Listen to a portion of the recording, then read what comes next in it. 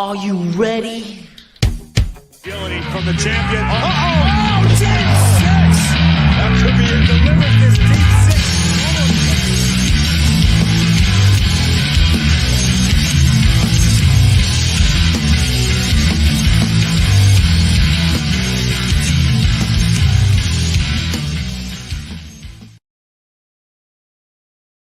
The Aftermath Pro Wrestling Podcast. I am joined tonight by Encyclopedia post-show Joe in the house. How's that for an intro tonight? That's some intro. What's going on, my man? How are you? Good. How you doing, man? I'm good. It's you know what?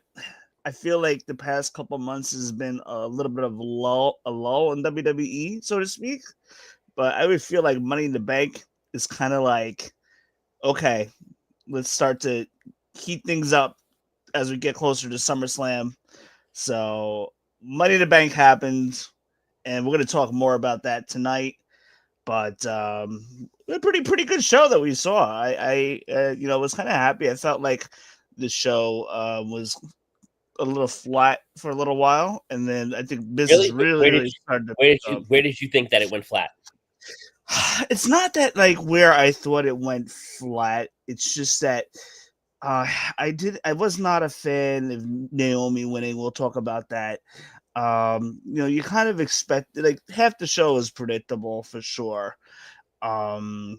But how we got to certain things was not really that predictable. Like the return that we got tonight, the run-ins, the running that we had during the men's ladder match was kind of predictable in a way. But there were also other possible scenarios that could have happened. Yeah, but that whole run-in was spoon-fed to us last night on SmackDown. Yes. So we'll talk about all that. But one announcement that should not be of a surprise is that WrestleMania is returning to Las Vegas in that's only really about 9 months from now. It's going to come quick. WrestleMania 42 in a move that I believe WWE made. People are saying because Vegas did so well. Apparently, TKO needs money. Apparently, according to the IWC. So, in a move, again, you can't read everything. You can't believe everything you read on the internet because the speculation is that The Miz is no longer with WWE, even though he posted in a video today that is not true. He's still there. He's taking time to go do American Gladiators, but his contract is not over. He is not gone from the company. So, yeah, and then you got rumors about Roman Reigns too. We don't know how true that is. I think Roman Reigns is just kind of taking his annual post WrestleMania vacation. Should be back by SummerSlam. I was talking to somebody from Backsports page today, saying that he doesn't believe Roman Reigns is gonna be with the company very long. I don't believe that. I need reliable sources to post that, and there's only maybe 2 or 3 sources in the whole wrestling world that I believe. If they report it, it's 100% dead on, and they have not reported that. So don't tell me one of your believable sources is Meltzer. Oh. No way. I don't even know how he still has it. I don't even know how he still gets media access. I'm saying it to all of you people out there. Fuck you, Dave Meltzer. You are a douchebag. There you go. He absolutely My is. mouth, God's ear. Oh boy. But I'm a huge fan of Sean Ross Sapp. He's one of my favorites, and then that's why he's in the position of where he's in, because he provides reliable news and information. He doesn't post things that quick. Anyway, my rule of thumb is if he doesn't report it, then most likely it's not true or it hasn't been confirmed. So anyhow, that's usually what I like to go by. So WrestleMania is going to be in Las Vegas. We're building up to SummerSlam. rest assured, more than likely Roman Reigns will be there. But we had a pretty good show. Yeah. We had a pretty good show. The match, the show started with the women's ladder match, and I was really, if I had to guess, Joe, you were probably rooting for Stephanie Valkyrie or Julia. Stephanie Yes, McCann. I got the shirt on. She has been on fire. Yeah, La Primera. She's been on fire. She showed in both matches tonight, in that ladder match, and then earlier in the day when her and Lola Vice teamed up against Dalise and Chica Tormenta at Worlds Collide. Those 4 women put on a fantastic show, and for Stephanie to go out there and then after competing in that tag match and then coming on and competing in this ladder match, great job. Not to mention her match last night too. I think the women put on a hell of a match. The match was fantastic. I personally would have liked to. I personally wanted to see Stephanie win, but I really thought that they were going to go with Roxanne. I felt like one of the new faces were going to get it. I think they would have been smart to go with someone like either Roxanne or Stephanie, just because, again, you're giving one of the new girls the rub. I understand why they went with Naomi. They're going to build towards that. I'm assuming they're going to do some kind of triple threat with Naomi, Bianca, and Jade at some point when that title match happens.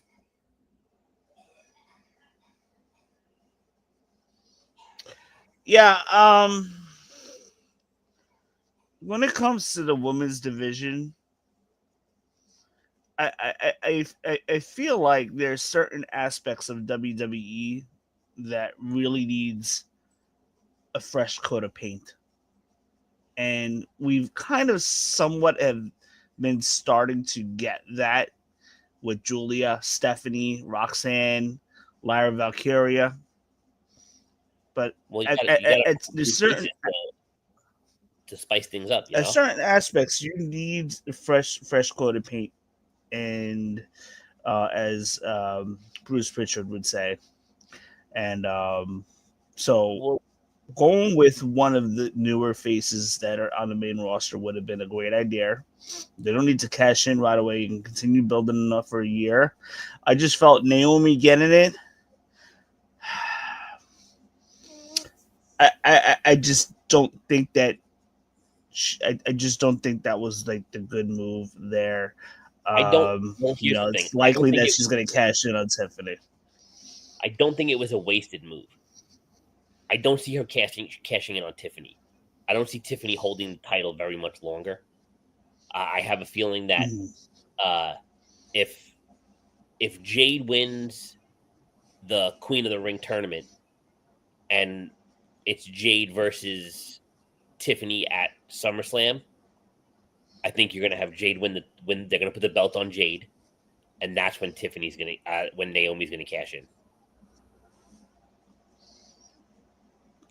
That would be. I would say that would probably be the way you do it.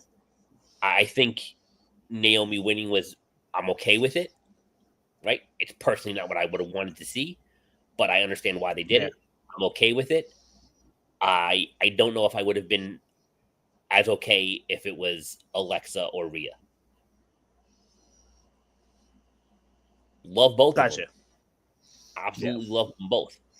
But again, I don't think either one of them need it, especially Rhea. Correct. I am super glad that Liv wasn't even in this match. Again, you needed a spot for these younger talents to shine, and I think Roxanne was your MVP of this match tonight. Oh yeah, absolutely. She was great. As a heavy second. The two of them. There was a moment where we thought Stephanie was just about to win. Yeah. So that was a fun watch there for sure. Naomi was rumored via IWC, of course, that she was the odds-on favorite. Probably be the winner or the favorite. Yeah, so we'll have to see from there. But like I said, I think WWE just needs to continue to build up fresh stars and build up this fresh roster. I think the women's roster has been upgraded, especially on the Raw brand. It's been Well, definitely especially upgraded. we're on the heels of Evolution coming up, right? Our Yes, second ever all women's pay per view. So you got to have in Atlanta. these stars. You got to have new faces. I wouldn't be surprised if it in the next coming weeks we see somebody like Jordan Grace come up to the main roster. And you know what? Even if they don't even bring up Jordan Grace or bring up anybody else on the main roster, they can, build on these individual shows: Raw, SmackDown, NXT, AAA, maybe TNA. You can kind of have, pull women from those different divisions to really build up this Evolution pay-per-view. I don't think you have to necessarily call people up for that. I know Jordan Grace was rumored to be on the SmackDown brand. I'm not too sure what's happening with that. Haven't seen her up there yet. But that's going to be good. This is going to be a fun summer. I don't think you need her down in NXT anymore, especially now that we got the debut this past Tuesday of the Glamour Mariah May. Yes, Mariah May is going to be your next NXT champion, whenever that may be. We'll soon find out because JC Jane just got that title. I think she might not win the first time around, but I think she's a transitional champion. They put it on her to put it on somebody else. Yeah, that very well could be. And we have an I agree. Thank you. Anyhow, moving on. We had the second match, which was kind of added at the last minute during the Worlds Collide. AAA pay-per-view during Worlds Collide, to my understanding, according to the vignette. We saw Dominic defeat Octagon Jr., if I'm not mistaken. Yes. That was a really good match, straightforward, about maybe 10 to 12 minutes. Dominic is working a lot better in the ring from what I'm noticing. He is, but I feel like his movements aren't as awkward as they used to be. No, I think he's gotten more comfortable in the ring, but it was good that they had him in there with a genuine luchador who it was great to see someone from AAA get that showcase on a WWE PLE like this and put in a title match. So it was good exposure for Octagon Jr. I think it was a fantastic match. I was super happy. I really, for all intents and purposes, I thought they were going to pull the major swerve and put the IC title on Octagon Jr. I really thought it was going to happen. It didn't, but hey, here we are. Still, hell of a match. That would have been a little bit of a swerve there for sure. Absolutely. But yeah, Dominic looks good out there. He's looking like a champ. Great match, good opponent. They both made each other look very good out there. So yeah, good 10 minutes. Can't complain. Not a bad match. And Dominic retains. So who's going to be the one to take the belt off him? Who knows? It might not be for a little while. Are you going to SummerSlam, by the way? I am. You going to 2 nights? Yep. Nice. I don't know if you noticed something. When did you get your tickets? Just recently. Okay. So I'm hoping that this is a good sign for WrestleMania. But I don't know if you know, there was a certain law that came into pass around April banning illegal bots from hogging up all the tickets right off the bat and then instantly going on the resale market 20 minutes later for triple the price. Well, so this is what's been happening. This is what's been happening for a number of years now. You go into a Ticketmaster queue, and all of a sudden it says 2,000 people in front of you for however many minutes. So I went into the SummerSlam queue this time the day it went on sale, and it only said 600 people. Yeah, no, I didn't. I didn't do it today. Waiting online. I waited a couple days. Actually, So we did it the way. I only did it. I think last week I think. Yeah. Wow. So we did it the day that went on sale, and we noticed that the number of people ahead of us was drastically reduced. It was like 600. 600 people, and then the queue went fast. We got in for face value. It turns out I needed 2 more tickets, and that we couldn't get our hands on during the pre-sale. So that Saturday, that of the release, I go on the Ticketmaster, and it turns out that there's 2 more tickets right behind the 2 tickets that I got, still similar to face value. I'm like, cool. All right, Donald Trump, thank you for putting this Ticketmaster law into effect. Hopefully, come WrestleMania, no, there's no hopefully. Come WrestleMania, there's not going to be no bots to contend with, and hopefully the actual face value price will actually be pretty good. So, yeah. Anyway, moving on. So we just talked about Dominic retaining. Lyra Valkyrie defends against the IC title against Becky. So here's another thing, Joe. I love when these two tango, but we kind of had an idea of what the result was going to be. With Becky, it was definitely the odds-on favorite to win this match. Great match. What did you think of the match itself? The match itself was good. Was a little disappointed with the finish.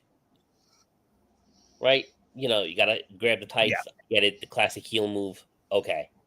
I did like though, Lyra just losing her cool at the end and suplexing the hell out of Becky. That was fantastic. That was great because Becky was taking advantage of her. She already got the arm raise, but then she wanted the arm raise to like walk around the ring. Yeah.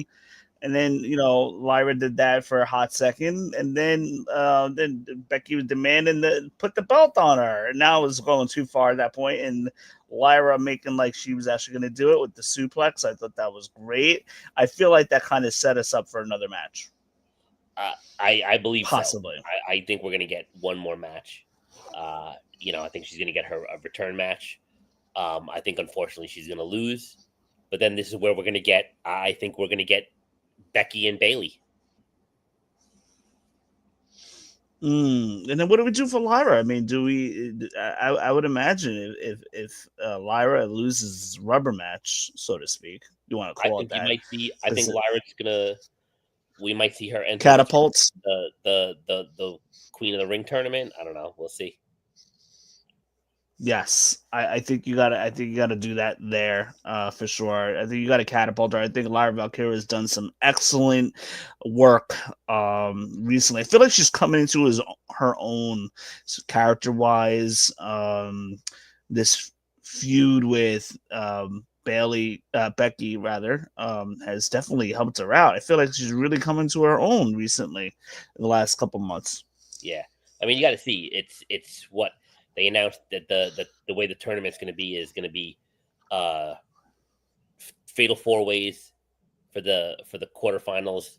Then your semifinals are 1-on-1, a Raw versus SmackDown superstar, and then your finals. So I think you're going to get, you got 8 women who are going to be on there from Raw. Who are your 8 Raw women, right? Lyra's got to be one of them. Yeah, probably Kairi Sane, Liv Morgan, right? Stephanie, Roxanne, right? That gives you 5. Maybe that's 5 already, right? You're probably looking at, they may put Raquel in there, Rodriguez, right? Probably Natalia, right? Who's going to be your 8th woman in there? Could it be Becky? Could it be Bayley? We'll see. But I think that's the way they're going to go with Lyra is, maybe give her a rematch, but kind of elevate her to the next level. Let's see what's next.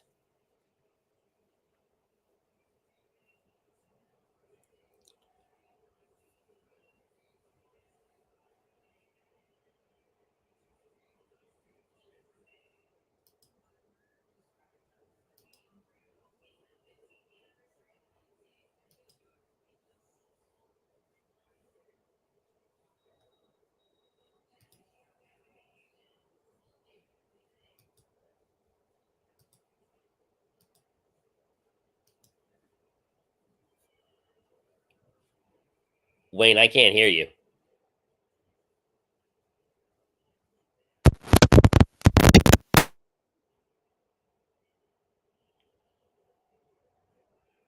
No. You hear me now? There we go. You're back. Okay. Supposedly it was muted, but I didn't see that it was muted. Anyhow, so what was I saying just now? I know I couldn't hear you. Yes, the men's Money in the Bank match. This is where I felt like business kind of really picked up for me. As far as like, a watcher of tonight's show. With one, we had a great match. It's Penta versus Rollins versus LA Knight versus Andrade versus El Grande Americano versus Solo Sikoa. I mean, these guys just tore the house down for sure. I felt like Penta was in there for the spots. Solo Sikoa was there for the storytelling, which we'll talk about in a little bit. LA Knight was, in their hometown hero for LA. One would believe that LA Knight had a chance. He was kind of like my second odds-on favorite to win. Yeah, we saw some pretty good stuff in this match. There's a lot of different spots. Penta hitting the Mexican Destroyer on the ladder, which I thought was pretty cool. We also saw the spot with El Grande running up the ladder and then catching LA Knight and then suplexing him off the top of the ladder, which I thought was crazy. You know exactly what spot I'm talking about. Yep. What did you like about this match? I mean, the match was great from start to finish. Again,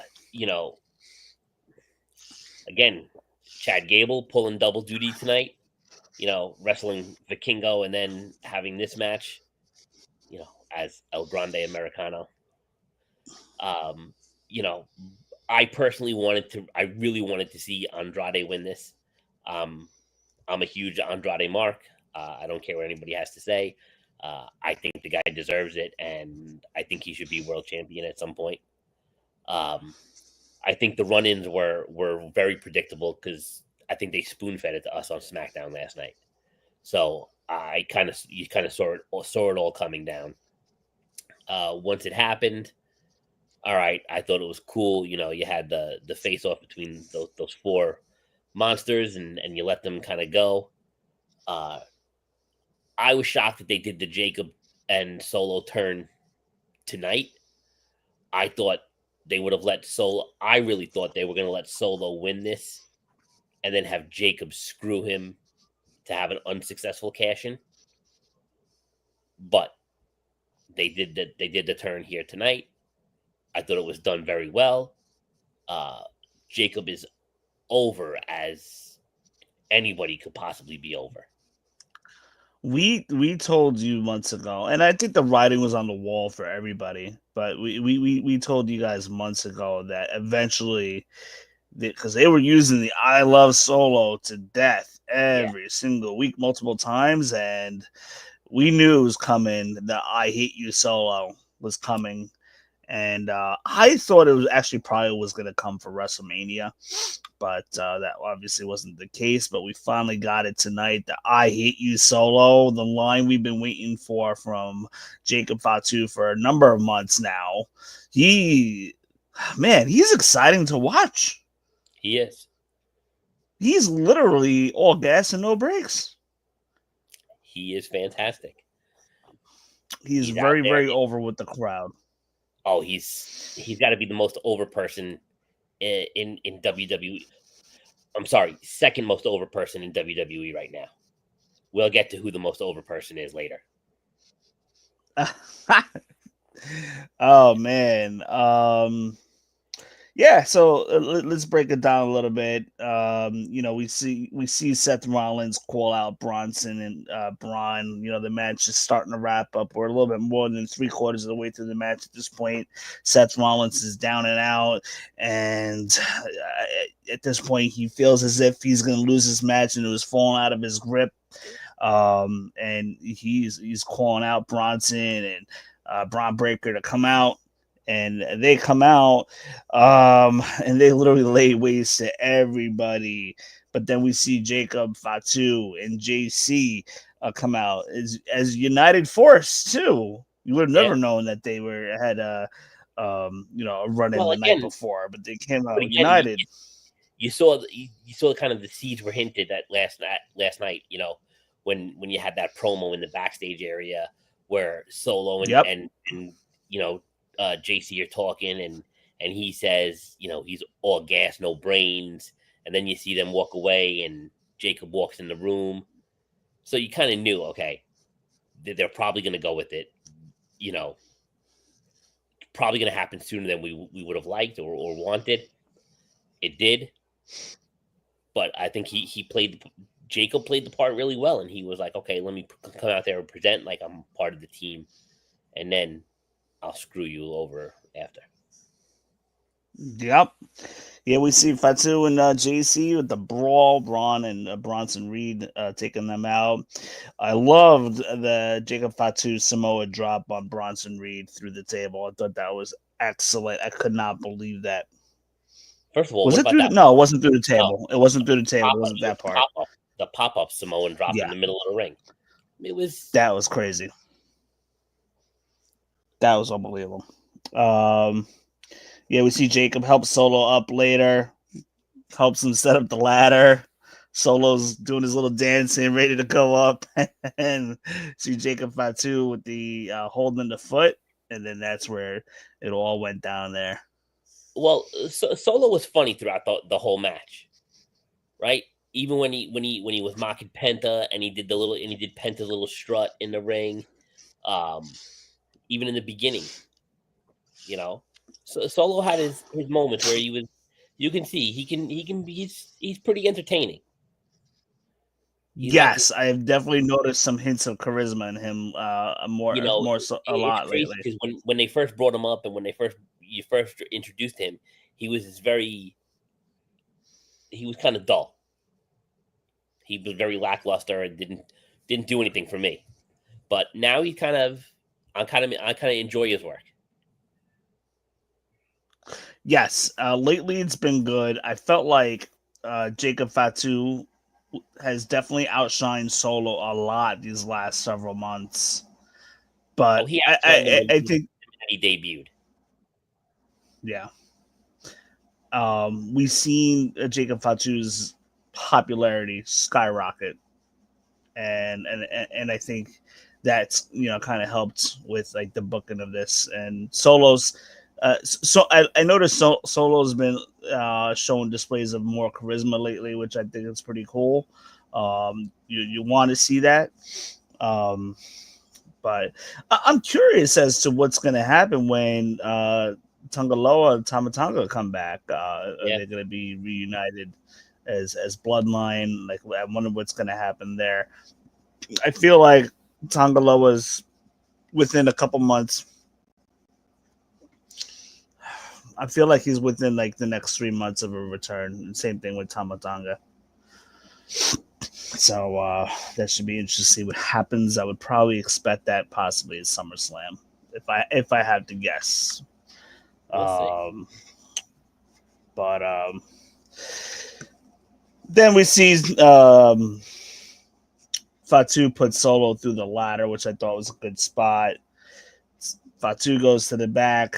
Everybody's out, and Seth Rollins takes advantage, gets up the ladder. Quick exchanges with LA Knight, which is pretty cool. There's a good tease there.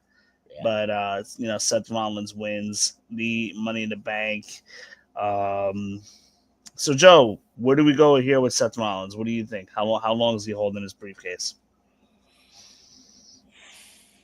I don't see him holding on to it that long. I see him cashing it in Mhm. quicker than we probably assume. Although he did hold on to That'd it be for, pretty interesting considering last year we got a quick cash in for the men's side too as well. yeah. I mean, I guess it depends on how they want to play this out. You could see him cash in Monday night, right? That's possible. Because you got that world title match on Raw, so Yeah. he could cash in and do that. I don't think he's going to cash in on Cena. I No. think we'll get to that in a minute. Yeah. But Rollins, your new Money in the Bank winner. Naomi's your women's Money in the Bank winner. We got King of the Ring tournament starting on Monday for the men and the women. So we're building up new number one contenders in the process. So this is why I say Money in the Bank is where it begins. The heat up begins towards SummerSlam, and I'm here for it. I cannot wait. Then we got the main event: Cena and Logan Paul versus Cody and Jey Uso. This match, within like 10 minutes or so, turned right into a car crash. We saw Logan Paul. I loved his entrance. He had his personal drone with him, which played a factor in the match later on in the match with the moonsault. yeah. Oh man, and then the Uso splash onto Logan Paul. The drone caught all of that. That was crazy. But yeah, Logan Paul had a moonsault onto the ring announce table through Jey Uso. And then we see Cena once again knocking Cody out with the belts. What about Logan thought hitting that Cena with the frog splash? Yes, inadvertently. Yeah. Good match. This was a car crash all around. I was definitely entertained by this. One would expect, based off of the promo that we got from Cody Rhodes a little later in the year, Cody Rhodes should be the guy to beat Cena for sure. I felt like they kind of subtly told you that was probably going to happen. So I believe we're getting Cody versus Cena one-on-one at some point. I just don't know if we're going to get that at SummerSlam. It's possible. I'm going to be honest. There's one individual I want to see take the belt off Cena. Who are you thinking? Or I want to see R-Truth take the belt off Cena. Oh my gosh, that would be interesting. Especially now that he's back. Right? Yeah, so check this out. Monday. The fans chanted it even on NXT on Tuesday, they were chanting it. They chanted it last night on SmackDown. They were chanting it throughout the show tonight. Right? We want truth. We got truth. Do you think that this was aroused? Do we believe that R-Truth really got released? Or do we believe that this was a story written? I don't know if this was a storyline or if this was all 100% real. I mean, because they did put out around the same time that they weren't going to renew Carlito's contract, and then we didn't see Carlito on Monday Night Raw.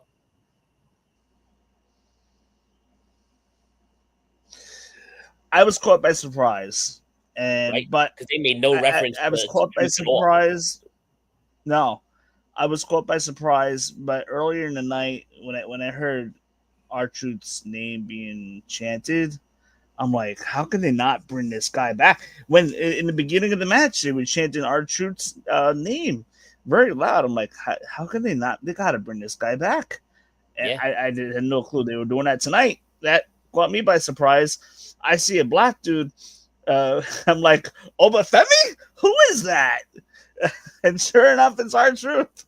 Now, once I saw, I was like, they brought Truth back. I'm like, Truth is back. He's back. We're good to go now.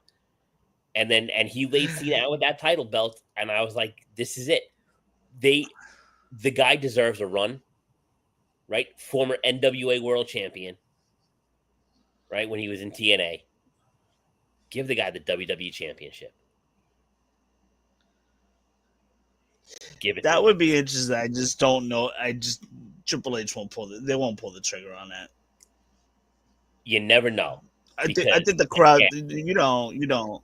You never really know because again, we had Jinder Mahal as WWE champion for how long? This is true. 10 months. And he had to be what? The worst WWE champion in the history of WWE champions. Yeah. Yeah. You could thank Vince McMahon for that, for them signing up a number of events, a 10-year contract with Saudi Arabia. So that's why they wanted somebody that resembles somebody from that area to be a champion. Jinder Mahal was WWE champion because they were trying to break into they were just getting into the market in India, not Saudi Arabia. Yep. That was before. Yeah, that was before the Saudi time.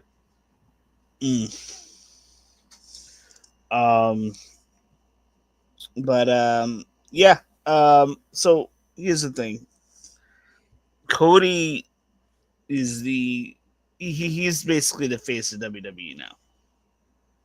As long as, especially when Roman's not there, Cody is the main face of WWE now.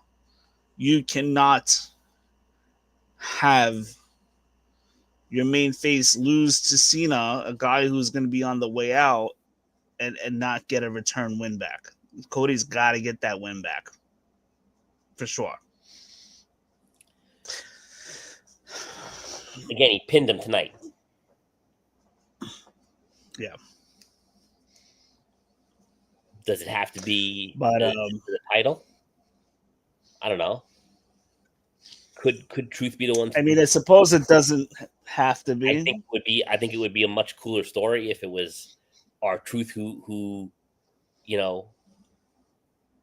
beats him and kind of maybe brings him back to the John Cena of old.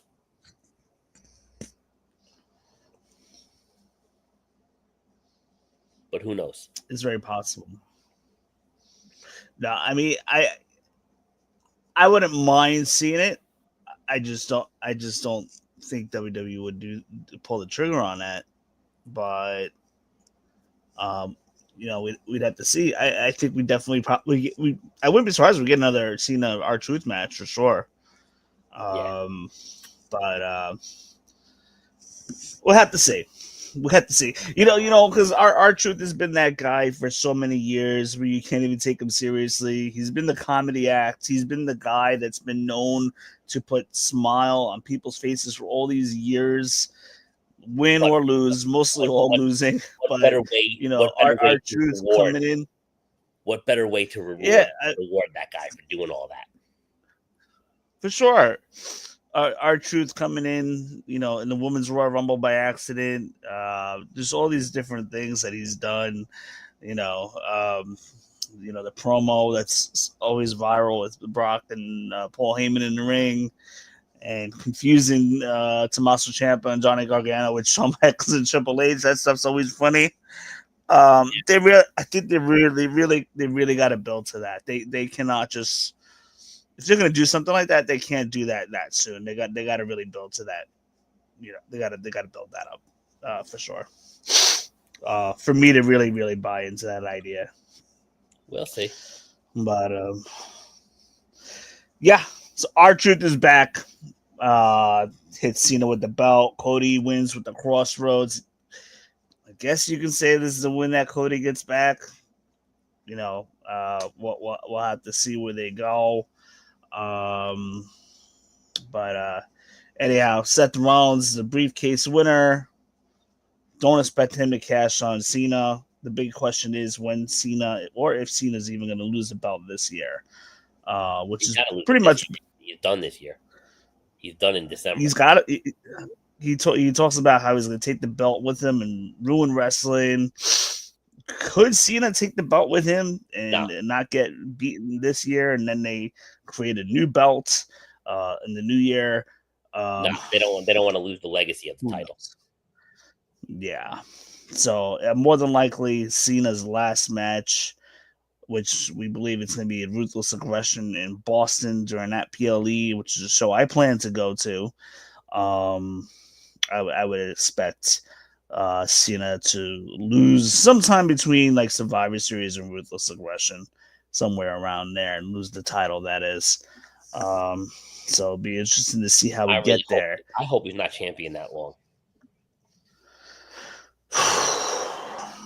Listen, I mean, no, and I get that, but Cena's been appearing. He is a part timer, but Cena's been appearing on TV a lot more than Roman Reigns did with his title. No, yeah, certainly a lot more than with Brock Lesnar. There was a time where Brock Lesnar wasn't on TV straight for 3-4 months when he had the title. That was very frustrating. But we've been getting Cena like every other week, so I've been kind of cool with that. So it's not like, oh, we have a WWE title. You know, it's not like I think we're missing it. We're seeing it. He's down to what, like 20 appearances left, or less than that? Yeah, somewhere around there. So they say. You know, somewhere around there. I think he's kind of like more of like a bi-weekly, type. So I mean that leaves us with let me see, we got what, like 6 months left in the year. So you figure bi-weekly in the PLE, that's 18 shows right there. If you do like 2 Raws and a PLE, and then 2 shows and then PLE each month, that's 18 shows right there. It's not terrible. So yeah, but anyway, so that's basically Money in the Bank. It is come and gone. This Monday starts the King of the Ring tournaments, and we're in the build to SummerSlam here. We got. I know they announced a couple shows tonight. We have Evolution coming up next month for the women, which is going to be great. They also announced NXT Great American Bash. So that I'm looking forward to as well. Is there another show I'm missing? Is SummerSlam the next? Yeah, no, we have main roster PLE. Our next set is we have there's Crown Jewel. Oh, King of the Ring.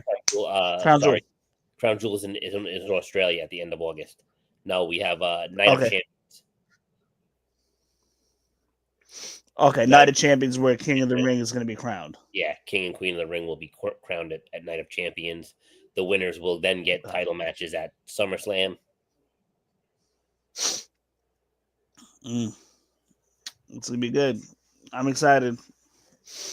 Yeah, I like the concept of giving the winners of those tournaments the title matches instead of, those stupid gimmicks that Vince used to do with this person becomes the actual king and has a king gimmick, and get rid of that shit.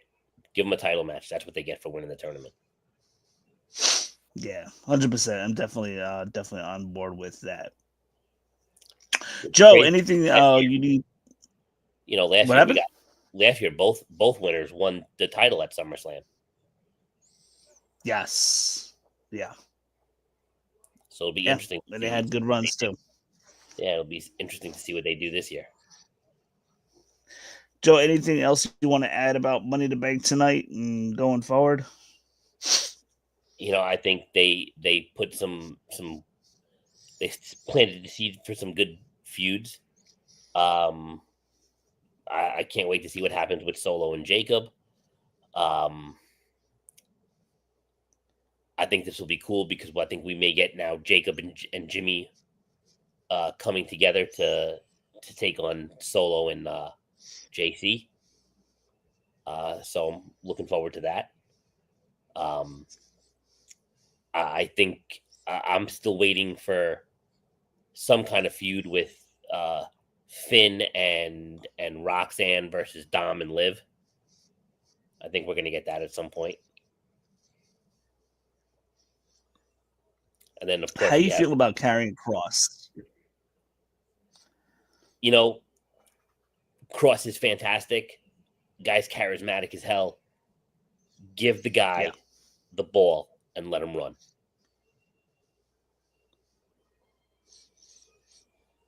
Absolutely. I want to see what they're going to do. Absolutely. Apparently they said a potential brand split could help. Yeah, They say they have plans for the guy. I hope they do. I hope we get to see him really live up to his potential. Yeah, 100%. I mean, he's clearly shown that he can draw a crowd. Not for nothing, but I want that Carrying Cross shirt with the puppet strings. I think that's pretty cool. I definitely want to get that.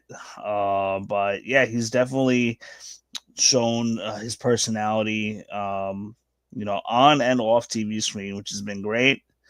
I mean, you don't always have to be the best wrestler to get over, but you certainly need a reason to be invested in somebody. Yeah, and the character. He is a good wrestler. It's not like he's a bad wrestler. Yeah, no, he can work. He can work, but like having a reason to cheer for somebody is very, very important. You got to have a reason why you want to get behind somebody. And Carrying Cross has kind of hit that threshold now. Like he's given fans a reason. A good reason to root for, a reason why you should root for them. His character, the way he's talking, his gimmick, and everything. He's really turning into the total package for me. So, I'm looking forward to see what they do. I think he started really breaking out of his shell once. It's been a while. Ellering and who are those other two guys that were with him? Akam and Razor. Really kind of after they left, and he really, he kind of took the ball on his own, especially on social media, and really kind of just broke out a little bit. And he's known as basically the guy who stirs the pot backstage on camera, which I think is pretty cool. Have you read his book? Not yet. Do you recommend it? I would get his book. It's a good read. And do you have you kept on top of if he has a book signing coming? That I haven't. I got the book. I read the book. With these book signings, they don't necessarily always proactively announce that there's book signings. Yeah, I don't. I don't with know. Becky Lynch, it was kind of like low key. That's how I found out about. Yeah, I just ordered it. Yeah, that's how I found out about Becky Lynch. It was very, very low key. I just I found out just because I Googled it one day, because I knew that she wasn't gonna be in New York City. I kind of, she was gonna be in New York City, but it was sold out. I'm like, oh shoot! So I Googled it one day. I had no clue she was doing like a whole tour. So that's how I found out about Connecticut. But I would definitely be down for that for sure. I'll definitely look into that book, because I feel like the stories of these wrestlers are always very, very intriguing. When they kind of peel back the curtain of their lives, which I think is really cool too as well. Those of you guys that are watching, please give this a share, give this a like, give this a comment. Let us know what you guys thought of Money in the Bank. We will likely be back Monday night immediately after Raw. It is the no pun intended, the aftermath of the Money in the Bank. They're going to start the King of the Ring tournament. I'm sure there's going to be a lot to talk about, new feuds, especially even next Friday, new builds towards SummerSlam. So this is a good week for us to get on. So we will be on Monday night right around 10:30. So those of you guys that are watching, be sure to tune in. Joe, Encyclopedia, Post-Show Joe, thank you so much for joining us today and letting us know what you thought about Money in the Bank. And we will catch you guys very, very soon. Monday night, hopefully. We'll catch you guys soon. From the champion. That could be it. Delivered this